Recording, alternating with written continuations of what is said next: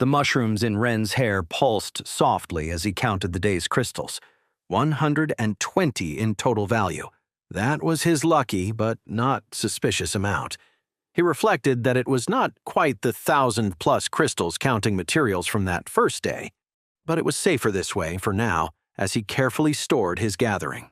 The numbers were consistent, between 100 and 150 crystals daily.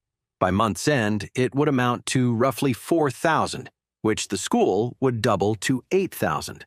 Progress toward the needed 50,000 was slow, but at least it was steady. As he climbed through the hidden tunnel, he thought that there were 2 days until the expedition. The prospect of gathering beyond school boundaries offered new possibilities. Life had fallen into a rhythm. Taro practiced monocirculation daily, his control improving remarkably.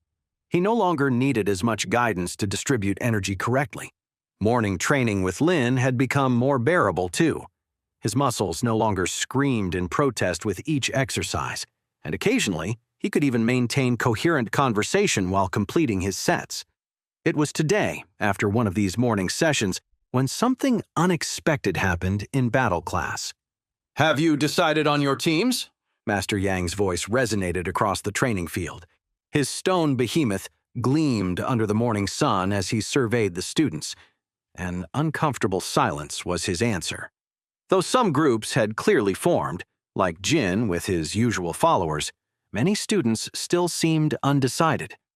"As I thought," Yang crossed his arms, the behemoth's markings rippling across his skin. "It's difficult to choose partners without truly understanding how you work together in combat." Lin stepped forward, her crane manifesting in feather patterns along her arms. "That's why we've prepared something special for today." At her signal, several assistants began pushing something massive onto the field. It was a reinforced iron cage covered by a dark canvas. "In the final exam, you'll face a bronze-rank beast," Yang continued as students instinctively backed away. "But before that, you need to understand the fundamentals of monster combat." Lin removed the canvas with a fluid motion. The students collectively held their breath. 10 enormous stones. Most students fell silent in confusion. Some laughed, until Yang struck one of the stones and woke it. Inside the cage, a stone lurker moved cautiously. It was roughly the height of a 10-year-old child, with a stocky body covered in protrusions where rocks and minerals adhered. Its 4 short legs ended in adhesive pads that allowed it to climb vertical surfaces. "A stone lurker from the northern mines," Yang announced. "Beasts that stalk the tunnels, disguising themselves as rocks to ambush their prey. This one's barely an iron-rank juvenile." The creature observed the students with small, bright eyes, almost hidden among the stone plates covering its face. Its behavior was notably cautious, finding itself surrounded by beings larger than itself, especially the teachers and assistants. "We don't just breed them here. We regularly capture them from other mines," Lin continued.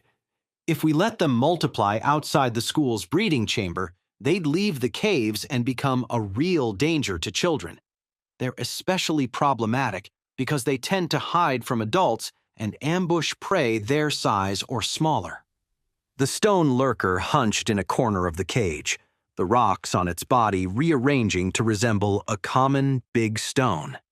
If not for the slight movement of its breathing, it would be difficult to distinguish from its surroundings. "They're slow but resilient," Lin explained.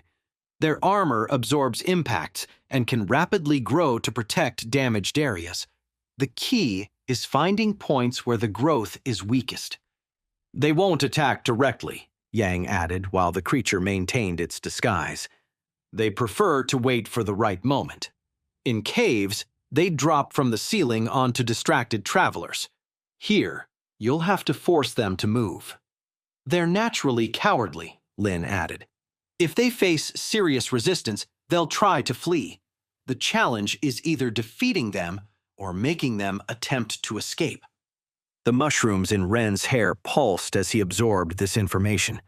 The stone lurker was a specialized predator, not particularly strong, but perfectly adapted for its ecological niche. Despite its modest size, its mass was considerable, the rocks covering its body adding significant weight to its already robust constitution. Ren found the creature fascinating, a beast that compensated for its lack of speed with adaptive defense and precise ambushes. His Spore's knowledge revealed intricate details about its behavior and weaknesses that others might miss. What appeared to be a random pile of rocks was actually 10 perfectly camouflaged Stone Lurkers. "You'll form teams of 3 if you haven't already," Yang continued, his voice carrying across the field as he passed the students a list to fill. "Each team will have 5 minutes to face it. You don't need to defeat it. We just want to see how you handle a resilient creature while working as a team." Lin began bringing out the training equipment, laying it carefully on a nearby table. "Choose your weapons according to your style. We have spears for maintaining distance, shields for defense, maces for blunt strikes. Pick what suits your approach best." "As first team," Yang announced, consulting his now full list, "Han, Sora, and June." Han, a boy with a weaver spider that created intricate hexagonal patterns on his skin, stepped forward decisively. Sora, whose deer manifested small but elegant horns in her hair, and June, who had a monkey that manifested brown markings on his hands, followed with notably less confidence. "Choose your weapons," Lin indicated, gesturing toward the equipment array. "You'll face one of them." Han took a spear confidently, his spider beast granting him excellent control with long tools.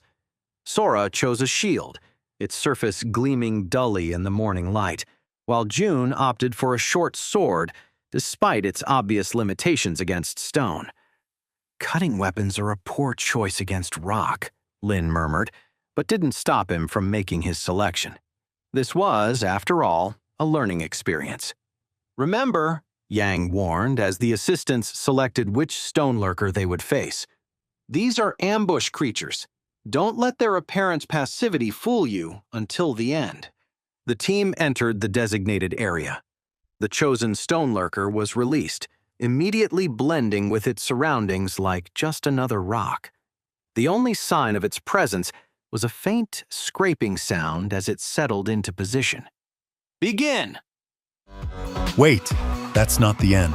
You've just had a free taste. Now get the full story on the Pocket FM app, link in description. Check out our next video and playlist, and don't forget to like, share, and subscribe.